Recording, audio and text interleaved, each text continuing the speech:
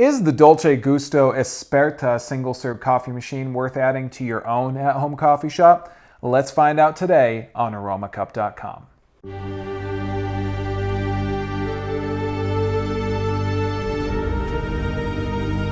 Hi everyone, I'm Brian with Aromacup.com. Thank you as always for joining me here in my virtual coffee shop brought to you by Aromacup.com. Today we're talking about the Dolce Gusto Esperta single-serve coffee machine. It's a pretty straightforward machine when you really come right down to it. It looks kind of like a Keurig K-Cup machine, but it's not, and operates a little bit differently from a Keurig machine when it comes to single-serve. Let's dive in, talk about the features on the machine, what's in the box, and of course, brew some coffee with it. What comes in the box with the Dolce Gusto Esperta machine? Well, you get the machine itself, which is pretty compact and should fit on most countertops pretty easily. Might be really fitting for an office, I would say. You get a variety pack of pods. There's only 6 pods in here, so it's really not going to get you going too much, but this will let you decide what it is maybe that you like when it comes to Dolce Gusto pods. You also get this cleanup tray, and this is where you can dump your spent pods. You can also capture water from priming the machine in here, pull this out to empty your pods, clean the whole thing out. It's a little addition to the whole machine. And you get your manual, of course. Starting from the bottom of the machine and up, we'll talk about the features. Now on the bottom we have our tray. The tray is removable, and that's because we can take this tray and move it up into different locations in order to brew, let's say, into smaller mugs and things like that without getting splashing everywhere. Most folks are probably just going to leave it on the lowest setting when you really come right down to it. Moving up, we have our pod tray. Now the pod tray is accessed by pulling out the tray after popping up this locking handle. This is where we're going to place our Dolce Gusto pod. Very easy to brew. We're going to talk about brewing with Dolce Gusto pods in a few moments. The tray is also magnetized a little bit. You simply kind of put it back into its receptacle and it gets sucked to the back, which I think is kind of a cool little feature. And then we'll close this up by locking down that locking handle. Moving to the top of the machine, we're going to find our not only our power button, which is right here on the very top, and it's going to glow green when the machine is ready to brew, but we're also going to find our 2 brew buttons. In this case, we have a hot, should I say, and a cold brew button, because there are pods, Dolce Gusto pods, that are for making iced beverages, which is a cool option. And we have this small, clicky, rubberized scroll wheel. And this scroll wheel, it feels like the kind that you've seen and felt on a mouse. That's what I was thinking of, actually, is that it's a lot like the scroll wheel on a computer mouse. But in this case is for adjusting the amount of water that we're going to brew into our Dolce Gusto pod. It's real clicky, which is cool. It's rubberized, which is also cool. And it gives you this little indicator for how much water you're going to run into your pod. I said this about the other machines. I wish it did more, just because I like using it. So I wish it did more, but it doesn't, and that's okay. You're also going to notice that when I scroll this wheel up all the way to the top, I get this small little max fill cup. This tells me I'm going to brew as much water as possible into my pod. On the back, lest we forget, we have our water tank. Our water tank is a 60-ounce water tank. This is the biggest one that I've seen on the Dolce Gusto machines, so you're not going to be filling it up all the time, which is nice. You'll also find back here a very tiny, almost spring-looking little tool.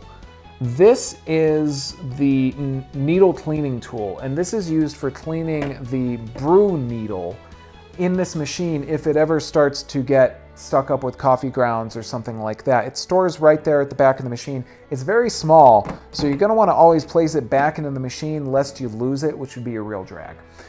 That's the machine overall. Let's dive in and talk about brewing using the Esperta machine. Brewing with a Dolce Gusto machine is real easy to do, and that's because the pods are, of course, single-serve pods. They're made to simply set and brew, which is very cool. You can see that they look kind of like single-serve pods that we've seen with other machines, but they are unique. They have a different design. They have this outlet on the bottom. The top is covered by a foil cover. That cover gets punctured by the machine when it's time to start brewing. The pods aren't recyclable, and that's something I've been noting in our videos because I think a lot of folks are going to wonder about that. As far as I know, they're not recyclable. So if you're green about your coffee making, it might be a little hard to do with the Dolce Gusto machines, but that's a choice that you get to make for yourself, of course. Now, we're going to go ahead and brew with this machine. So I've placed a pod into my pod tray. I'm going to lock down my locking handle. I heard that puncture that capsule. Now I'm going to place my mug, and I'm also going to place my handy dandy thermometer because I want to see how hot this gets on the brew. Now, the pod that I'm making use of shows me with a little indicator on the side of the pod.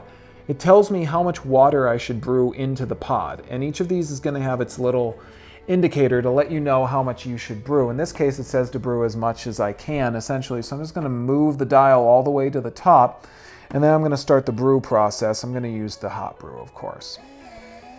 The machine starts brewing immediately, which I think is really cool. If it's heated up, it's ready to go.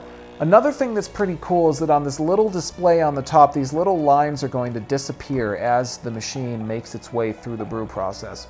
So it's kind of cool, kind of futuristic, and lets you keep an eye on where things are as you're in the brew process. Now, Dolce Gusto pods come in different varieties. In the case of the variety pack that we got with this machine, there's a couple just basic coffee pods, but we also have an espresso pod, and that's my cappuccino pods that I have right here. Now this black one has a very small indicator on it. It shows me that I would be doing a espresso type of pull on this pod, so I'm not going to get a whole lot of coffee, just a very strong brew.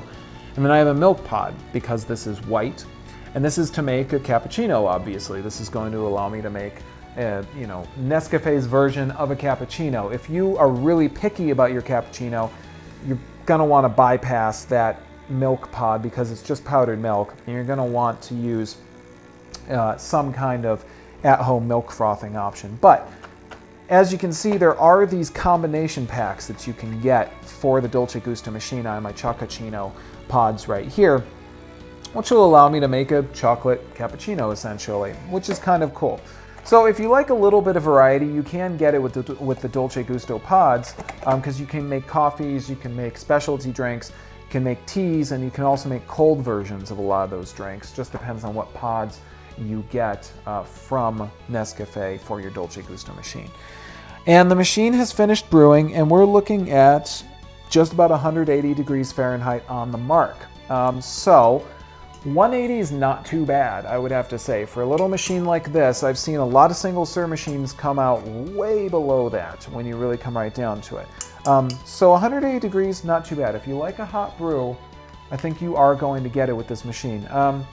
This coffee is maybe a little bit light. I have noticed that when you brew the largest setting on these machines, the coffee is going to come out a little bit weaker. That makes sense though, because you're letting more water flow through the grounds. Of course, it's going to be a little weaker. If you want to dial in exactly how much coffee you're going to make, of course, you can just use that dial, and you can go all the way to the bottom if you want to make a very, very strong cup of coffee. Cleanup's real easy to do. You can just pop up that lever, take out your pod tray, dump that into your handy little receptacle that came with the machine, put your pod tray back, and continue to brew. Again, if you don't, the machine is going to turn itself off in 5 minutes.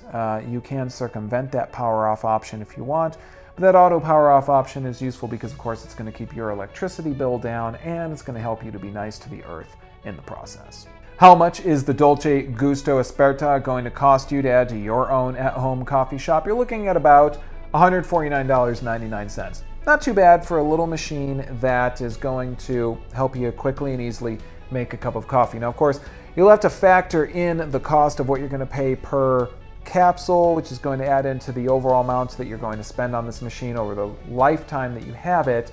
But that price point is not too bad for a machine that quickly and easily makes a cup of coffee. If you want to find out where you can purchase this machine, of course, visit the link in the description of our video where Aromacup will point you in exactly the right direction. What's my bottom line with the Dolce Gusto Esperta machine? It's a great little quick and easy to use machine to make a good cup of coffee. And if you like that set and brew ease, you're going to get that out of a machine like this. I think the only mark I would give against it is going to be the fact that the pods aren't recyclable. There's no brew your own option at the making of this video.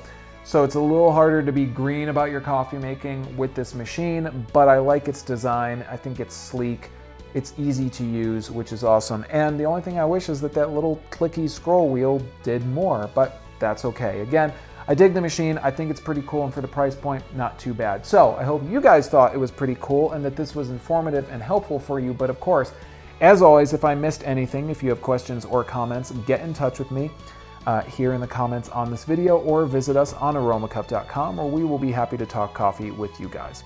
As always, guys, I am Brian, coming to you from my virtual coffee shop, brought to you by Aromacup.com. I want to thank you for joining me. I'm going to ask you to enjoy your cup, and I'll see you next time. Take care.